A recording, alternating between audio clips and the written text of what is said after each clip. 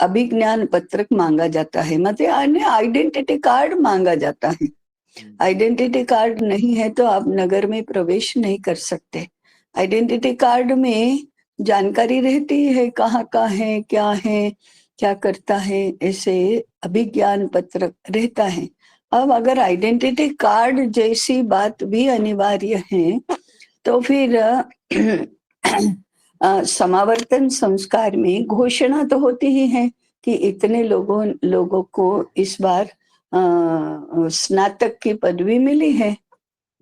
अब अब स्नातक के लिए अपने नगर में जाकर, अपने गांव में जाकर राजा के पास जाकर घोषणा करनी होती है कि मैं स्नातक बनकर आया हूं, ताकि स्नातकों को क्या हम उनका उनका कैसे उनसे लाभ ले सकते हैं, ऐसा राज्य भी विचार करता है।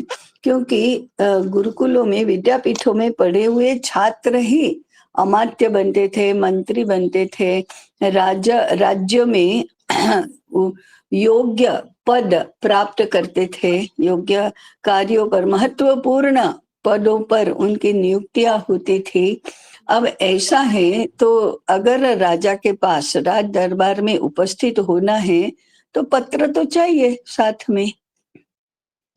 और इतने दूर दूर, तक्षशिला तो बहुत दूर है दक्षिण के राज्यों से, मध्य भारत के राज्यों से, पूर्व के राज्यों से तक्षशिला बहुत दूर है। और आने जाने के लिए या तो पैदल आओ, या घोड़े पर आओ, या रथ पर आओ, उसके अलावा कोई और साधन नहीं है। तो अब तक्षशिला में, नालंदा में ऐसे हजारों छात्र पढ़ते हैं, तो उनके पास लिखित यदि नहीं होगा तो राजा कैसे स्वीकार करेगा? भाई तुम कहते हो इसलिए तुम स्नातक। इसलिए लिखित तो होना अनिवार्य है। हम जी तो नहीं, मैंने कहा लिखित तो होना अनिवार्य है। इतना ही है कि हमारी योग्यता इतनी हो कि उसके ऊपर शंका करके हमेशा हमको लिखित बताना पड़े, ऐसी स्थिति में ना हो। बाकी एकदम ऐसे अपरिचित हैं, एकदम किसी को इनकी विद्वत्ता की या इसका कोई भान ही नहीं है, ज्ञान ही नहीं है, और कोई रोकता है, तो फिर उसके पास ये लिखित तो होना चाहिए, तभी कोई मानेगा। इसलिए मुझे लगता है कि लिखित का इस प्रकार का अधिकृतता उसको कहते हैं, ये व्यवस्था तो होनी ही चाहिए।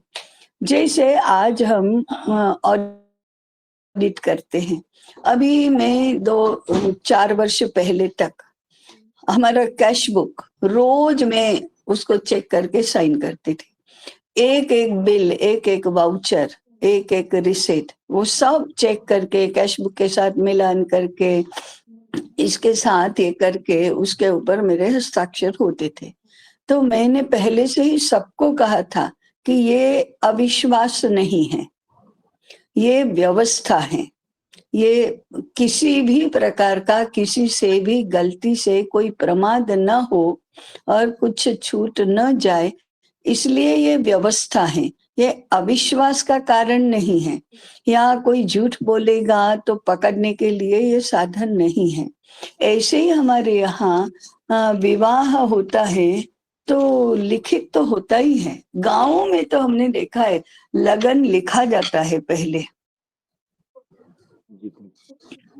लिखा जाता गाँव है, में तो देखा है, लाल रंग से लिखा जाता है। हाँ हाँ, लिखा ही जाता है। हाँ, और उसके बाद उसको अधिकृत बनने के लिए पूरे परिवार और समाज की साक्षी होनी चाहिए। तो हमारे यहाँ भी रिवाज है, माने सभी जगह है, कि आप भोजन के लिए आए न आए, जो विवाह का मुहूर्त है उस समय तो सबको अक्षता डालने के लिए उपस्थित रहना ही चाहिए। ऐसा दंडक है, नैतिक दंडक है। नहीं, कोई नहीं आया तो कोई क्या कर लेगा, ऐसा कानून नहीं, परंतु दंडक ही है कि सबकी साक्षी में विवाह होना चाहिए।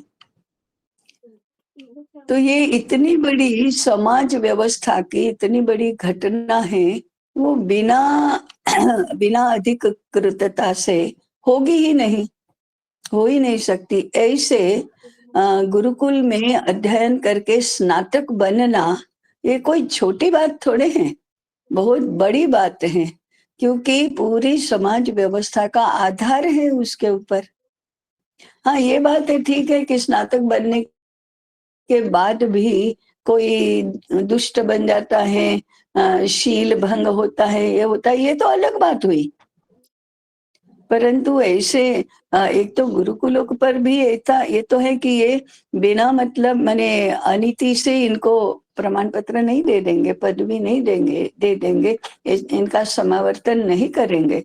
तो आचार्यों के लिए भी ये होता था कि उसकी बिना योग्यता के आचार्य जब उसको योग्य समझे तब उसका समावर्तन संस्कार होगा, तब उसको घर जाने की अनुज्ञा मिलेगी, नहीं तो नहीं मिलेगी। उसके पहले ही जाना है तो स्नातक की पदवी नहीं मिलेगी उसको। ये क्या है? तो ये अधिकृतता है ना। समावर्तन संस्कार उसकी एक विधि है, परंतु उस विधि को प्रमाणित करने के लिए, स्थापित करने के लिए लिखित तो होना ही चाहिए। और इसलिए हमने कभी देखा नहीं कि वो प्रमाण पत्र कैसा होता था, परंतु वो होना तो चाहिए। अब आज उसको प्रमाण पत्र बोलते हैं, उस समय भी अभिज्ञान पत्रक तो होता ही था, पदवी का पत्र तो होता ही था, मैंने होना ही चाहिए। नहीं तो आप समझो, जो 1000 वर्ष तक जो विद्यापीठ काम कर रहा है और अंतरराष्ट्रीय ख्याति का विद्यापीठ है, और 10,000 छात्र यदि पढ़ते हैं एक साथ, तो उसमें आप इस प्रकार की कोई अधिकृतता की व्यवस्था नहीं करेंगे तो कैसे होगा? बिल्कुल सही है। हाँ, इसलिए अधिकृतता तो होनी चाहिए। भाई एक और मैं आपको सोच मत रहा था देने जो के लिए जाना है और आपके पास अभिज्ञान पत्र। हाँ, हाँ, हाँ, जी ताई अभिज्ञान पत्र हरिओम। हाँ, होना ही चाहिए ना, इसकी आवश्यकता पड़ती है। तो मतदान जैसे कार्य में यदि पड़ती है, तो बाकी सारी बातों में तो पड़ेगी ही पड़ेगी।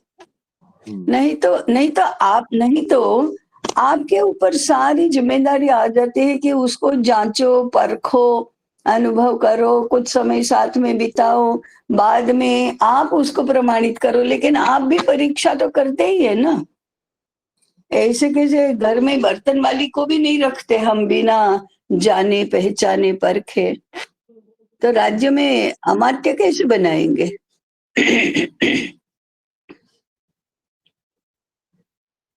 ताई एक इसलिए और, मुझे लगता जब आप है सुबह कह रहे थे, अभी कह मैं रहे फिर थे, तो मैंने ये भी सोचा था कि उस समय मुद्रा भी दी जाती थी, हाँ, यानी मुद्रा भी स्टाम्प दी दिया जा जाता था मैंने स्टाम्प मुद्रा, लगा के। हाँ, स्टैम्प स्टैम्प होता ही है, राज मुद्रा होते ही है।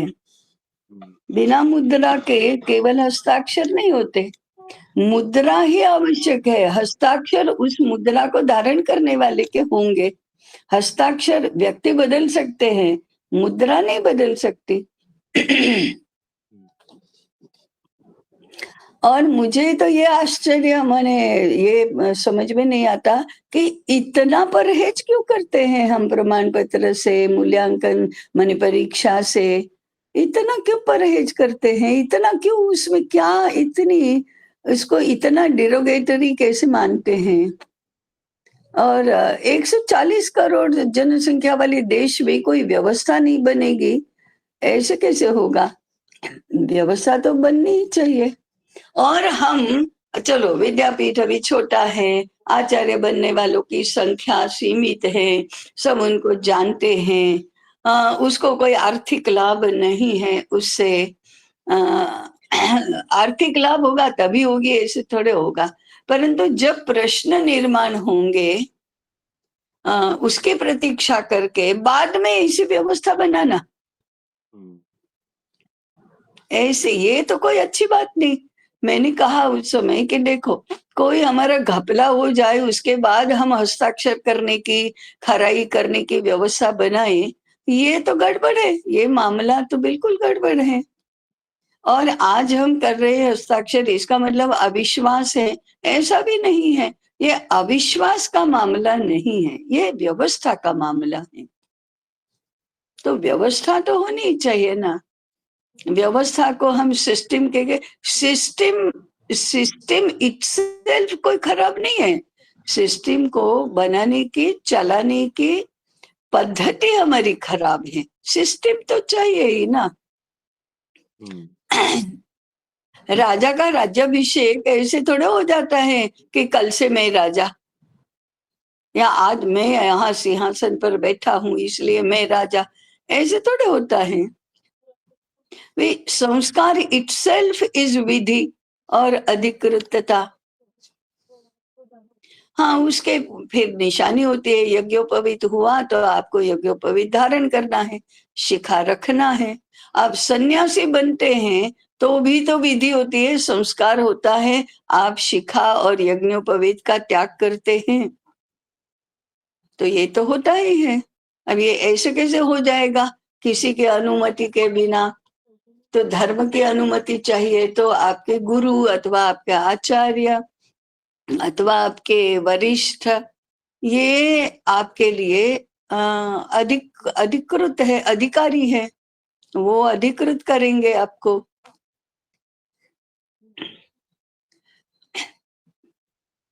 वहां यहाँ स्वयं अधिकारी बन जाओ, ठीक है ना, लेकिन अधिकारी की व्यवस्था तो चाहिए ना। नहीं, मुझे लगता है ऐसा इसलिए होता है क्योंकि हाँ एक एक्सट्रीम आ गई तब हम दूसरी एक्सट्रीम चाहते हैं। हाँ हाँ, तो दोनों में से आप खराबी दूर करो, उस माने रोग को दूर करो। रोगी क्यों को मारते हो?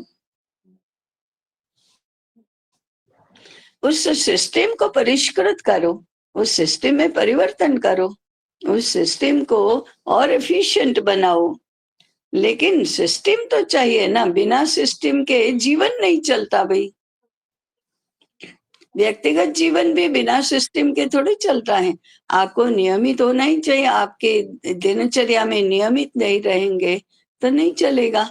कोई व्यवस्था तो चाहिए। ना आपके खाने का समय निश्चित है, न सोने का समय निश्चित है, न कपड़े पहनने का समय, कोई कपड़े पहनने की पद्धति निश्चित नहीं है। क्या खाएंगे पिएंगे, कब खाएंगे, कितना खाएंगे, इसकी कोई भी पद्धति ही नहीं है। तो उसको तो अराजक कहते हैं। राज्य माने व्यवस्था है, अराजक माने अव्यवस्था। तो व्यवस्था तो होती ही है, होनी चाहिए, व्यवस्था तो होनी चाहिए। व्यवस्था से इतना परहेज क्यों करते हैं? व्यवस्था को यांत्रिक बनाने वाले को कहो कि भाई तुम यांत्रिक मत बनाओ, इसको मानवीय बनाओ, ह्यूमन बनाओ, जिंदा बनाओ, आध्यात्मिक बनाओ, जैसे भी हो, व्यवस्था तो चाहिए ना।